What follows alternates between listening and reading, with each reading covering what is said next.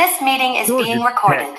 fans, all kinds of things. Georgia Tech fans, welcome to another great edition of Up with the White and Gold. He is GA Tech John Watts. I am Jeremy the Impact York. This is episode 2 of season 3. I've done that twice this week, but it's still exciting that we got that far into it. Tons and tons to get into. Lots of good, a little bit of bad, and then some downright ugly. But it was in a completely different state. We'll get into that. But first, how are you, bud? I did pretty good. A fairly smooth weekend. It was uh, kind of close in a couple things I was watching, and it's one of those kind of like okay, uh, Yeah. but that's how it is. Any given week, things could go crazy. Yeah, I always tell people Otherwise, it could be doing worse. pretty good here. You could be a Tar Heel, so things could always be worse.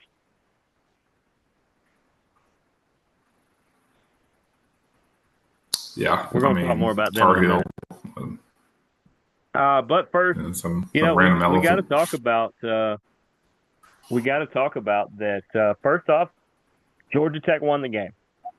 They beat Colorado in prime time, big Yep. time game just to start off like that, 27-20. We'll get that part out of the way. Great win. But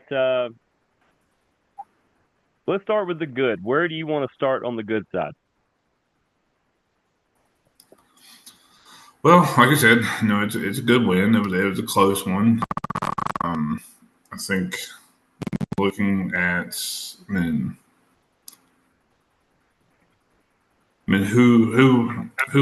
performed well, in these kind of games, kind of what sticks out.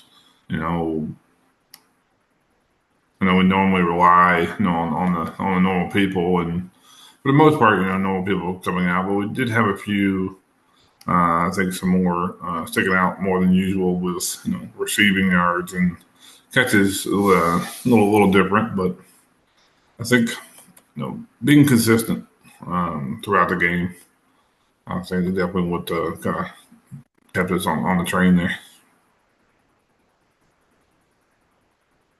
Oh, trust me, I was listening. I trying to get producer Sassy to quit playing with equipment behind me or something like that. I'm not real sure what she's doing, but yeah, there was a lot of good in this. It things you said that I'm going to echo some of it. I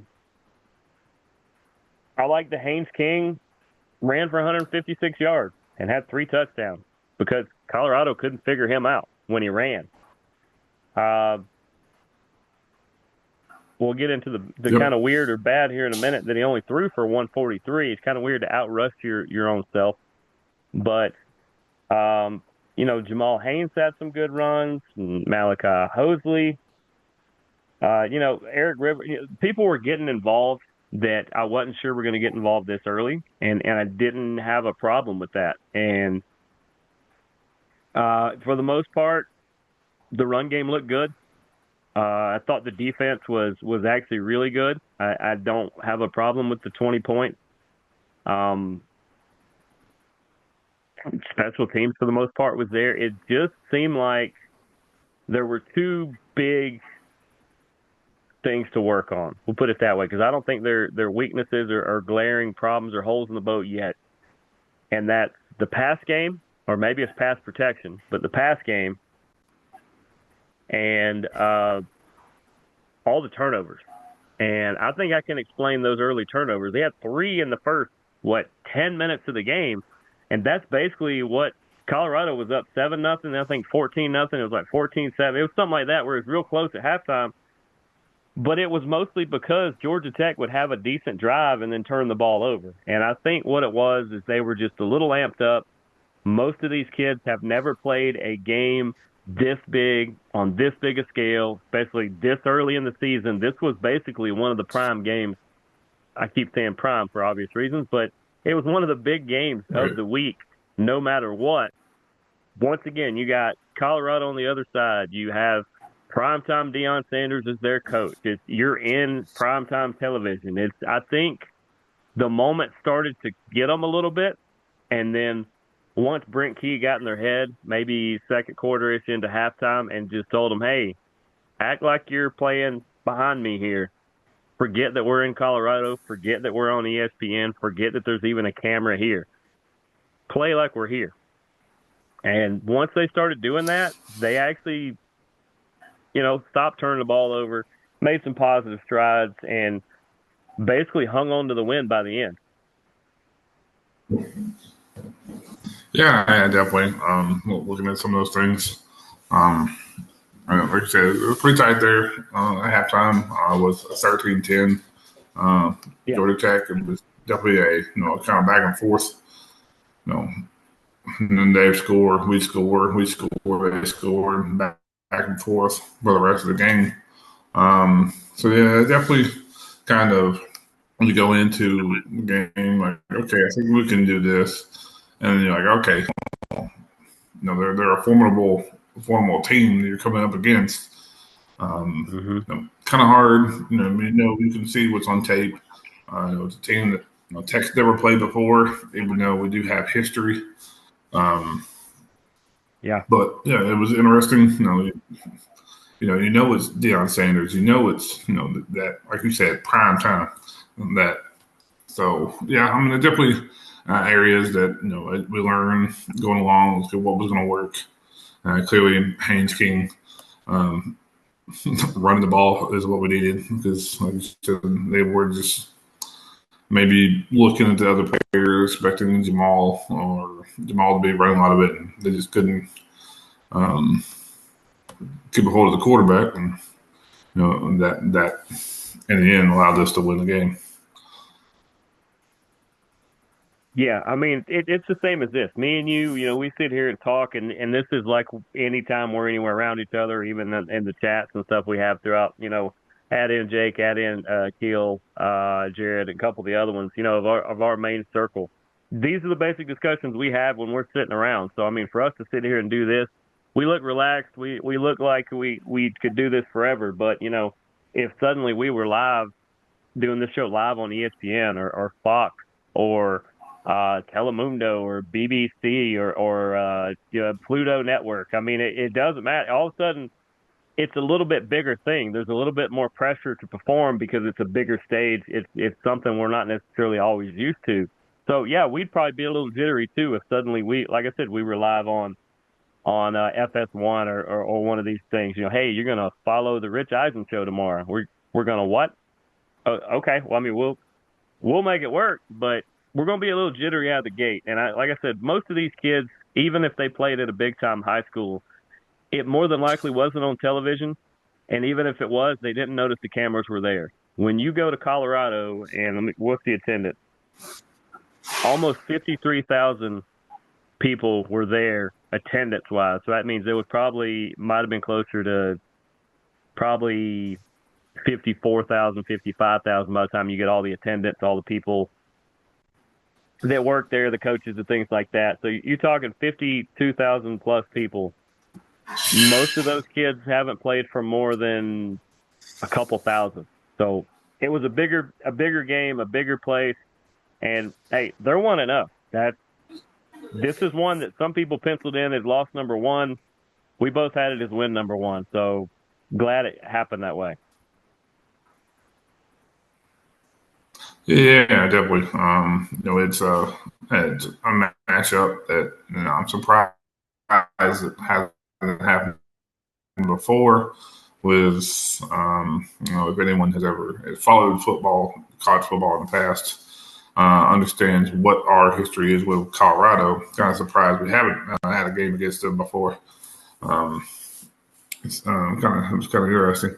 But yeah, I mean, to have on a stage, first game of the season, you're away with that caliber of a coach, and how do you perform? Yeah. Are you looking at that? Are you looking at just another game? We're going to take it day by day. So I think in the end, it was game one. On the road, we get that first win, come home, and continue the season. So it's good to get that one out of the way. Yeah, yeah, because yeah, like you're saying, it's just that could have been one of the tougher ones for sure. It's good to get it out of the way. It's good to get the win, and it's good to kind of know that early on you weren't asleep. You're already kind of rolling a little bit, and you have to be to play a team like that. So you don't have to go, yeah, we're gonna do like most people and ease our way into the schedule. You didn't have that option because you had prime time in prime time to open the season. Yeah, definitely. I think going into it, last couple of seasons, we had this year we have Colorado. Last year, the results turned out different, and for the other team, but it was supposed to be a this big Showtime game to start the season, in Ireland. Um, so starting your season, okay, well, let's get a good shot out of the way and get a good rolling and get the teams going before they continue on because it's not going to be an easy road. We can Yeah. see we know the schedule coming up. So it's good going out of the way and prepare for what's on. Yeah. Not to look too far ahead, but after this week, the following week, you get Clemson at home. So it's not like you can necessarily just rest and just ease into it again. Yeah, this week maybe you get some people healthy. Maybe you work on some things the same way a bowler might just throw at a 7 pin for an entire practice just to make sure he can hit the 7 pin the way you want to. Uh, yeah, game three, you're right back in the thick of it. At least you're at home for that. But we'll talk about that one next week. Yep. Obviously, they have Gardner Webb coming in this week. Gardner Webb is 1-0, so we can't discount them in anything. I've seen them up close in recent years. They will play you very tough. They are a different team than when I saw them, so I couldn't tell you exactly what they can do or what they can't do. I know they used to play really tough. They would scrap and fight you the whole way, like fight you on the field, like not physically fight. They're not that kind of team. They're very disciplined. Um, but at least you get a 3:30 kickoff. It's going to be on ESPN Plus and the ACC Extra.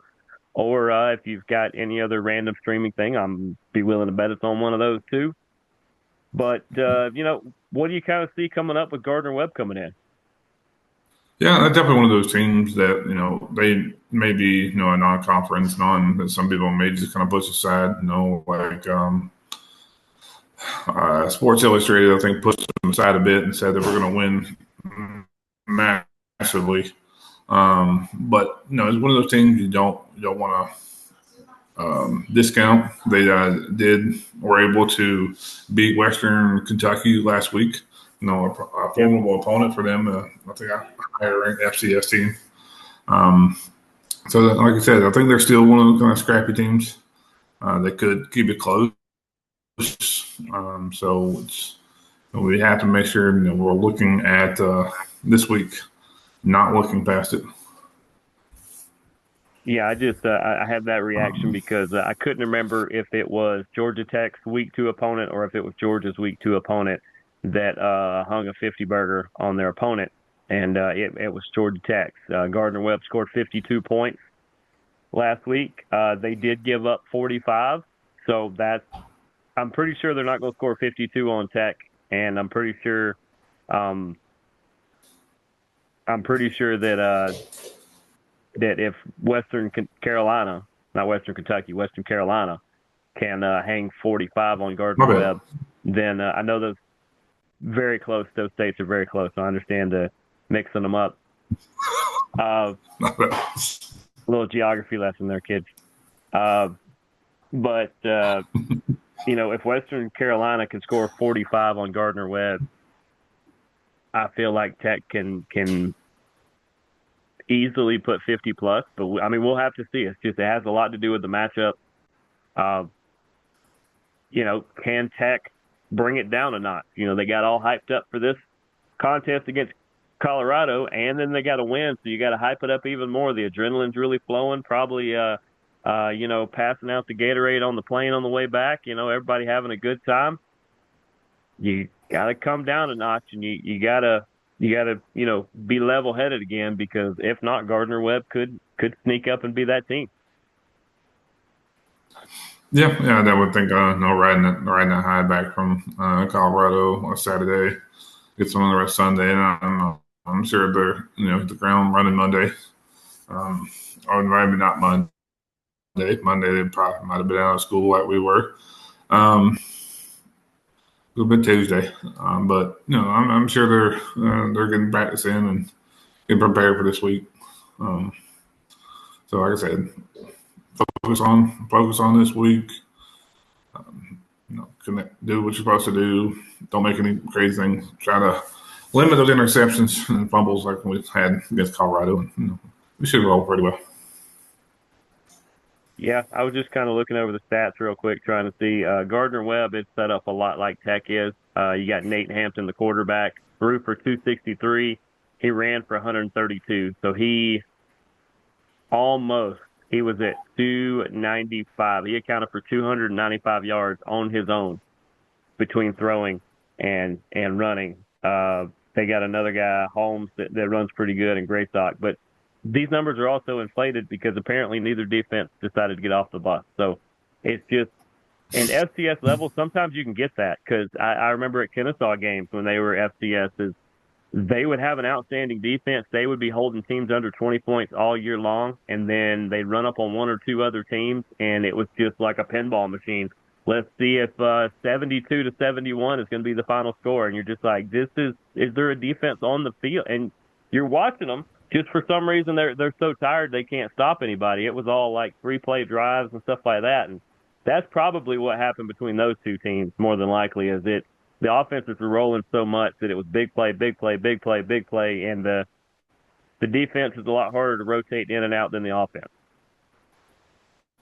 Yeah, yeah, I definitely can see that. I know, several years ago when a couple of FCS schools, one way down south in this state, decided they wanted to play a powerhouse, and the game had to be called in the third quarter Mm-hmm. because it was their defense didn't show up. I think that game nearly could have been 100-0, but no, it happens. It's those FCS schools. I mean, a lot of them want to show what power they have and kind of put up some of those points. So yeah, I definitely understand that. Um, Yeah. so if our defense gets a little lackadaisical, and then they may try to do that to us, put some stuff downfield. Yeah. So one of the things definitely got to watch out for. I know Brent Key pointed out the fact that once again, for the second week in a row, we have a school that has a quarterback who transferred from Liberty. Um, so there's Yeah. something Yeah. there that school's putting out. Right. Yeah, it's something about Liberty and those quarterbacks because there's a few of those in the bigger league too, and pretty crazy how they end up doing that. They can have all these great quarterbacks, and they can't. I mean, they've had some good years over the years. I give them that. What is that where Desmond Ritter went? I feel like there's a Falcons quarterback that was a Liberty guy. It was Desmond Ritter, I believe, right? Or did no? He was a purple Um, team. I don't remember now, yeah, but I feel yeah, like there's somebody that played in this state that was Liberty. Can't remember who it was, but I'll go ahead and throw mine out for this week. Um, I got Georgia Tech 45. I got Gardner Webb 13. They are going to put some points up, but I really like this Tech defense. I like what they were doing to Colorado. I think the game got a little out of hand when it started going score for score, and they just had a couple of hiccups there. But I think 45 to 13 is about what I'm looking at. that seems reasonable. I'll go along with that, and I'll say a little off, and I'll say maybe like I'll say 42-10. 42-10. And see, that's the crazy thing is because the tiebreaker this year is if we have the exact amount of correct picks or incorrect picks, as it were, in week one, the tiebreaker is how far off of the total score we were. And the total score being 27 to 20, I said it was 31-21, which is 5 total points off of that because it was 4 off the front, 1 off the back. And you said 28-24, which is also 5 points off the actual total. So once again, we would split that down the middle. But we didn't have to worry about that too much. Feel a sneeze coming. I know it's coming. Yeah. Hopefully this It's is in just there. one. I doubt it. Bless me. We'll get that out of the way. But no, we'll go over the picks from last week real quick. We had Tennessee versus Syracuse. We both took the Tennessee Orange. Thank goodness. Shout out to Jake's best girl Tia for tipping that pick to us. That was the only one I got right all week, and it was one of two that you did. So we'll quickly go through the other ones. We both took Bama, and FSU said no thanks. I We think both everyone, took Oregon State. We both favored Beavertown, and instead it was the Bears who dominated Beavertown. mm, That's just a travesty. And then we both took the Clemson Tigers, and we should have took the other Tigers because LSU hung it on them. Good for LSU to go on the road, play in that Death Valley at night. I really thought the home team was going to win that. And then, of course, I took the Catholics, you took the Convicts, and the Convicts won this one, Miami in that one. So you finished 2-3, I finished 1-4. Oddly enough, that is exactly how the UGA show went as well. I was 1-4 in that one, and Jake was 2-3. But hopefully we do better this week. I had yes, to we add can an all be extra the game. voice of. Yeah, I had to add an extra game because Jake thought it'd be a good idea to pick 6 on that side. So I had to find another game. But Right, we Pixie. will. I think we got tons of time. But we will start going through these. Just winners on these, and these are all ACC matchups. We didn't have to go outside the ACC because the ACC actually had some good matchups this week. We're going to start with Boston College at Michigan State. Who you got? This one, I think it And to could be preface a close that, that one. is a NBC slash Peacock game. So just because you can't find WWE on Peacock anymore, you can still find some great college football. So it's worth keeping that. You're welcome, NBC. Please sponsor the show or put us behind Pro Football Talk. We'll take that. But 7:30 on Saturday, that is actually a primetime game on NBC. Yeah, I think I'm going to go with Michigan State on this one. They are favored by 4.5. Um, that's that's that's a pretty fair spread. Um, man, I want to be to the contrary, but I think the Spartans got it too. Something about Spartans in football, they tend to do pretty well. So yeah, I'll just go I'll go almost Mississippi State, but I'll go Michigan State on that one. We got the Baylor Bears at number 17 ranked SMU.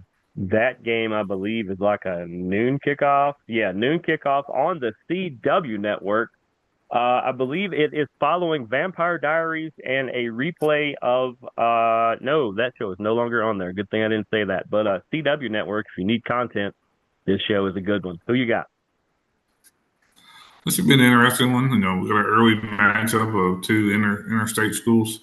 Um, SMU did pretty well, last year as a first year in ACC. Uh, I'll ride with I believe they are the Mustangs. Yeah, SMU is, I believe. Yeah, I'll go with the horses over the Bears. I was just seeing who the Bears lost to in the week one. They lost 38-24 to the Auburn Tigers. Apparently, it was quite the Tiger week. So, Apparently, not the Clemson though. who did SMU beat? SMU beat East Texas A&M, one of those alphabet schools. Okay. Yeah, East So, Texas apparently wants to play all these ACC schools. yeah.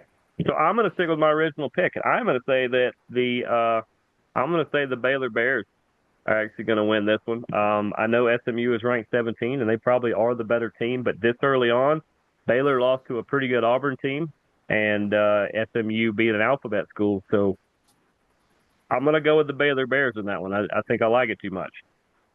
Okay, fair enough. Up next, Virginia at NC State.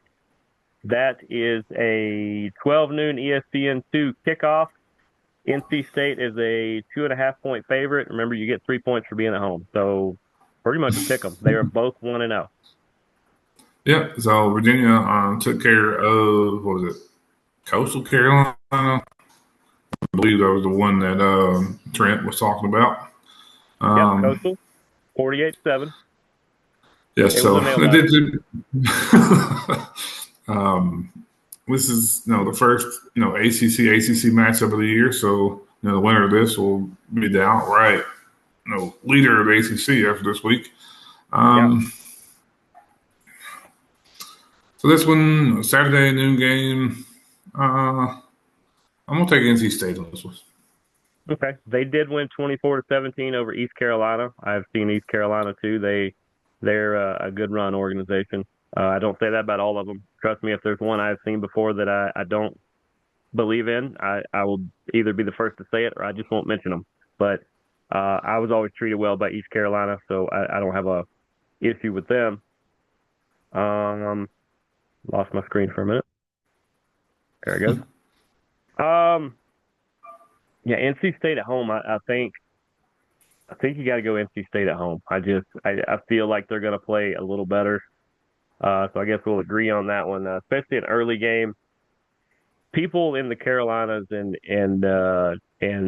mostly Florida that play at on those noon kickoffs, they seem to do a lot better than when you start going a little more west, and it's kind of weird how that works.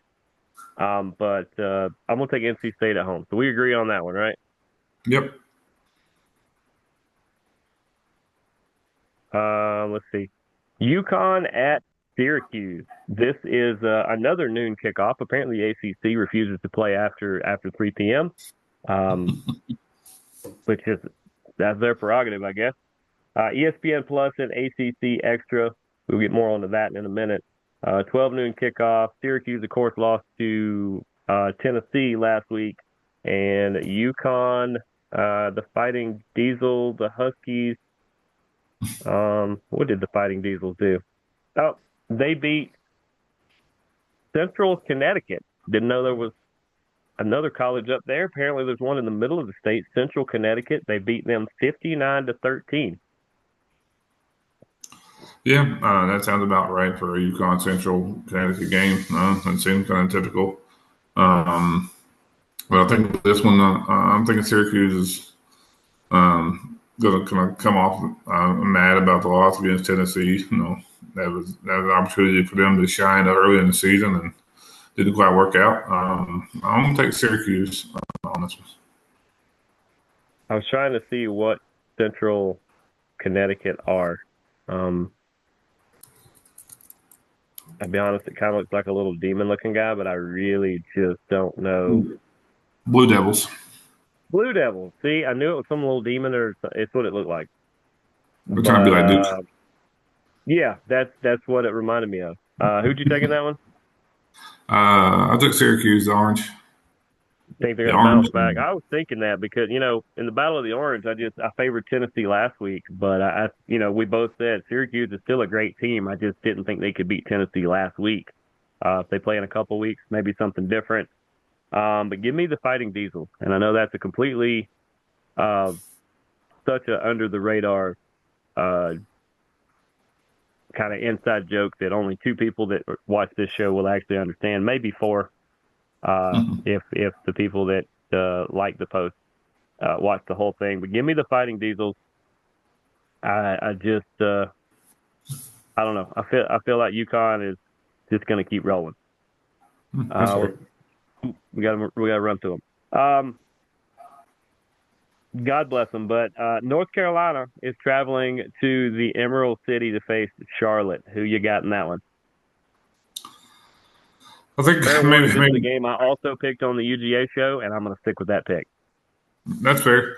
I'm going to go out on a limb here and say that the team finally wakes up for Bill Belichick, and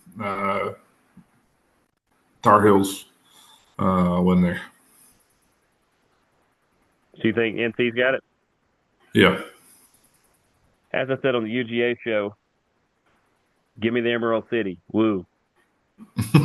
Give me New I City. think I think Charlotte's knocking them off. I think they're starting 0-2. It's nothing against Belichick. I just think they're I stunned right mean, now. it's fine by me. I mean, you keep the other ACC schools down. And less I got to worry about. Exactly. And then last, we got Stanford at BYU. I think this is like a super primetime game, if I'm not mistaken. Yes, this is the 10:15 ESPN game on Saturday. This is the one we would normally catch from like the second quarter till the end of when we got back from band competition. Yeah, I mean, you've got a California team versus a Utah team here, so everything way out there on the coast. You got two teams that do fairly well year after year.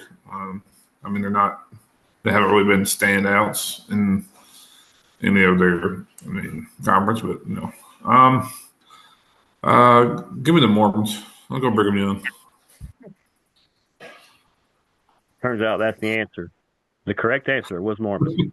Mormons. There's another reference. If you understand that reference, please send it into the show. We will send you something. We'll send you one of John's kids or a hat or something. We'll do one or the other, whichever's more available. Maybe we'll get you a coffee. We'll figure something out. But he is GA Tech John Watts. I'm Jeremy the Impact York. This has been episode 2 of season 3 of Up with the White and Gold. We will see you guys next week. Go Jackets.